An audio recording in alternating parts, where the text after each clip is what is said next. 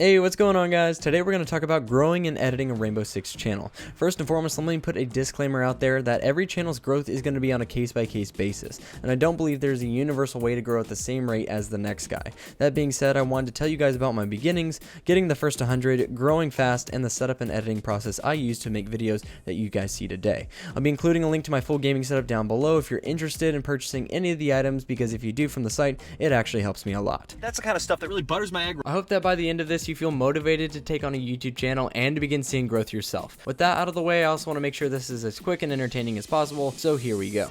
A lot of you wondered how I got interested in YouTube and why I started in the first place. Well, my interest in YouTube came when I was about 10 years old. I had a friend named Preston who told me we should totally upload a video to YouTube, and I had never done anything on the internet before and even wondered if my parents would allow it. We made Toontown and Free Roams videos, and it all began.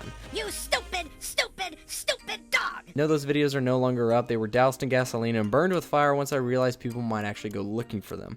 A little over a year and a half ago, I decided to take my love for movie editing to Rainbow Six. My brother told me about the game, so I found some people and we made a channel called Normal People Play. Yes, it's still up if you'd like to watch some cringy videos and stunning 30 frames per second. Damn, man, like...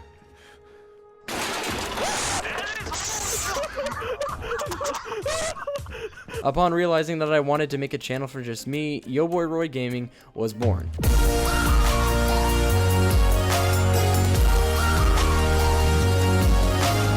And holy smokes, did it suck. 6 months of 50 plus videos and 720-30 FPS and I was nowhere. Hours of time I put into videos that were seen only by my refreshes. Not gonna lie, it was discouraging.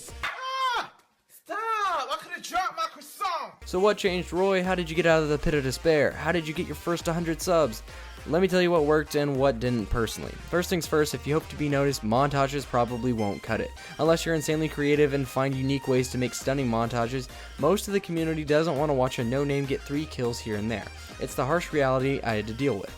Everything I made was a montage. Funny moments, epic moments, you name it, it didn't work. Unfortunately, my friends and I didn't quite have the appealing personalities the community was looking for, so my channel remained stagnant. That spurred me to be more creative in my edits. I started making spectator-type cinematics that attracted some attention. It was different, and it did the trick to get me to my first 100. Now, one question I had on a consistent basis when trying to grow was, where do I go to get my videos in front of more viewers? I tried Reddit for the longest time and had some success here and there, but the community could be pretty toxic and brutal, especially if it was just another montage. Wow, this is garbage. So I went to all my PSN friends and sent them a link to my channel asking for their sub and feedback. This was the best starting point to some growth. In addition, if you guys are looking to make this reality, consider pursuing the investment. The investment starts with taking your 720-30 FPS videos and making them 1080-60. Share factory on PSN is super limited, but if you can get yourself a capture card, you'll stand out more. On PC, OBS or Shadowplay are great softwares to capture anything you're looking for in nice quality. So I finally hit my 100 subs. It took me 6 months. Life felt good and I was very proud of myself. But of course, you always want more. So let's talk about what the heck happened from 100 subs and beyond. Well, I posted my first diamond tips and trick video called Top 5 Diamond Habits that got me rolling. I realized several components that made this different from the rest. First, I had researched on YouTube what videos were missing. Basically, ideas nobody had thought to do yet. I made the video and it set me off on a nice growth rate.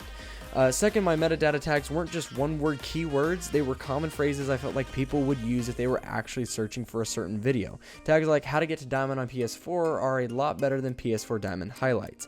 What will the community be looking for most on YouTube? What would you type in the search bar if you were looking for a certain video? Third, I tried to be unique. I wanted my tips to be unique to myself, so I didn't watch what other people had to offer on the subject matter so as to remove any possible copy or similarity. Fourth, I started to pick certain people to play with based on personality and skill. I wanted my viewers to not only enjoy my commentary, but the people in my games as well. If your friends tend to be a bit obnoxious or overly toxic, you might try and settle them down for your videos or find others to play with. YouTube is a big waiting game. Stay diligent to uploading consistently because the more you post, the more likely you're going to be noticed and to have that one video that sets you off.